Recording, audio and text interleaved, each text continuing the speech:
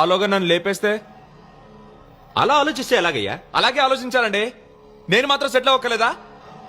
అందరిలాగే నాకు పెళ్ళాం పిల్లలు ఉన్నారు. రోజు మెడక మీద తలకాయ ఉందో లేదో చూసుకుంటూ బతకలమా? నాకు నా వాళ్ళకో సేఫ్టీ ఉండొద్దా?